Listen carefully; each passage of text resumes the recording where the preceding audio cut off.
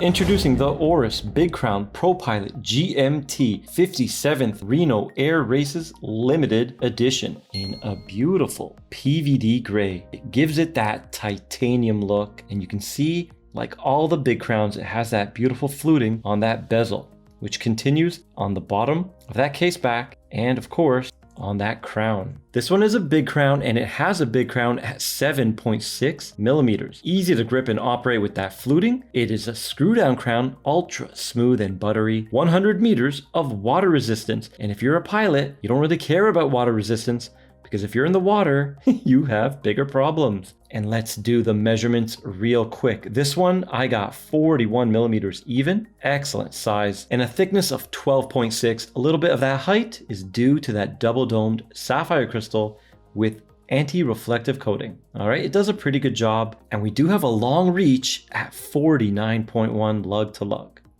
The bracelet, 20 mil, tapering down to 16.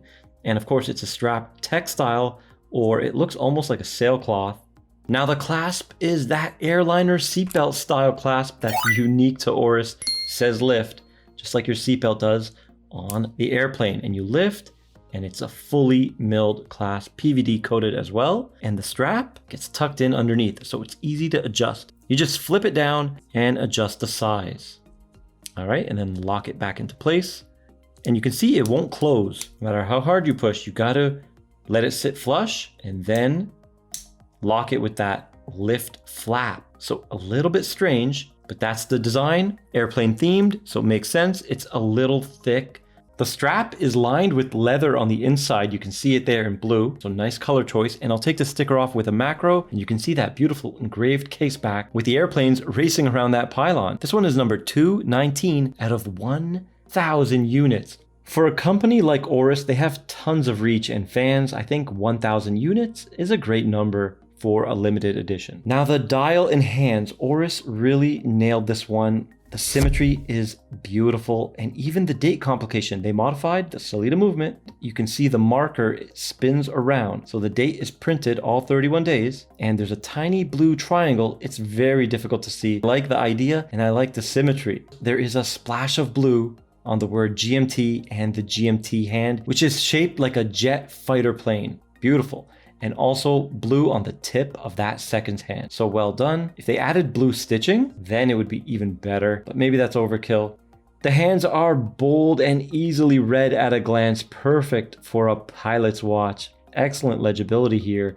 Behind those Arabics, we do have the chaptering and the GMT numbers on the very edge. Now, something that is not nice, the price. Roughly 2,800 USD. That's a big price, but you are getting the Sellita SW300 series, so a tier above the 200 series based on the ETA 2824. Most of the time, you're not going to get the reverser gear issues. It's going to wind smooth, not chalky, and you get the bearings, the ball bearing rotor. It's a much better movement in my opinion. When I go Swiss, I always prefer the 2892 or Sellita 300 series. I think they're just much better. However, when we look at watches that have the same movement from, let's say, Christopher Ward, they're a lot cheaper, but you're getting an ORIS. It's not a micro brand. You got to pay for that heritage, and you might think it's worth it. You might not. Let me know down below. But isn't it gorgeous? Let's check it out on my wrist. Here it is on my 6.5 inch wrist. What a gorgeous watch. I'm loving the look of this one.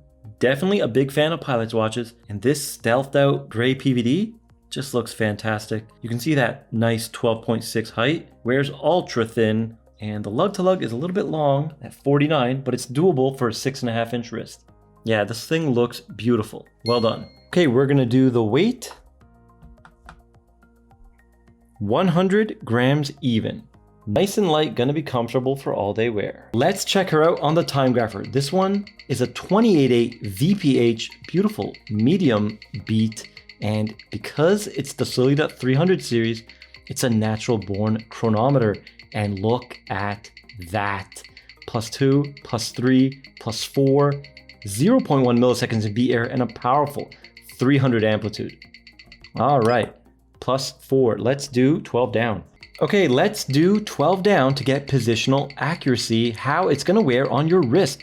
We got a big drop in amplitude to 64, and a small increase in error, 0.2. But look at the rate, +4, +1, +3, and the fourth and final round, +3. Wow, so +3 and +4 in both positions. Excellent. There is the Lume shot. You can see that beautiful blue BGW9. The hand's much more powerful than the dial. Typical ORIS feature. Definitely don't apply enough on the Arabics. They look high and raised. I guess it's just not deeply filled. So the Lume, I would say, is a little bit disappointing. Here it is in low light, and the legibility is unbelievable. This thing is gorgeous, and I love that it's from ORIS, a brand that I admire, independent, Swiss-made 1904. And it makes sense for a GMT to be on a pilot's watch. I'm looking at GMTs right now, guys. I'm looking for one, the Baltic, the Zen UTC, the Manta, the Christopher Ward Sealander, the Seiko, and of course the Pepsi from Rolex. Okay, scratch that last one. That one's impossible to get. Well, I could get one in 5 minutes from, of course, Studio 29 watches, but I'm not gonna pay double or triple. So that one, it's out of the question. This one is still in the running. I love how it looks. If I can get over the price and the size, if this was a 39, I think it'd be no question. And with a bracelet, I would jump on it, even with the price, because I love blue and black together. And I think it's a winner. Let me know your thoughts. What GMT are you guys considering, or which GMT do you own? I'm interested. Let me know down below. And if you like this video, please like, share, and subscribe, and I'll see you in the next one.